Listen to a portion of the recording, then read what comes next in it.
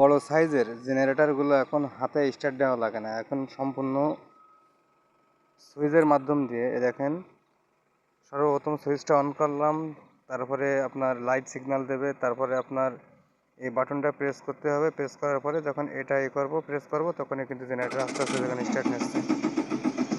Generator স্টার্টটা নিতে আপনার minimum 30 second থেকে 40 সেকেন্ড ওয়েট নেবে। এই যে আপনার দেখেন, এই জায়গায় আপনার লাইনটা আপনার 209 হয়েছে। যখন 400-তে পরিপূর্ণ হবে, তখন লাইনটা সম্পূর্ণ আছে আপনার সার্ভিস দিন। তখন দেওয়ার পরে আপনার লাইনটা সম্পূর্ণ আপনার আমাদের যে প্রয়োজন যে কাজগুলো আছে, তখন সেগুলো আমরা করতে পারবো। দেখেন অলরেডি 201 হচ্ছে, 202, এভাবে 400 পর্যন্ত যখন উঠবে, তখন কিন্তু জেনারেটর সম্পূর্ণ স্টার্ট নেবে আর কি, বিদ্যুৎ পাস করার পরিবেশ তখন হয়ে যাবে।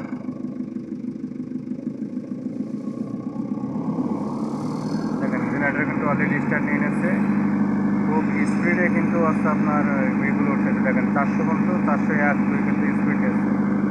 দেখেন এই মেশিনটা বন্ধ করতে গেলে সর্বপ্রথম এই যে ব্রেকারটা আছে, এটা কিন্তু আছে অফ করে রাখা আছে।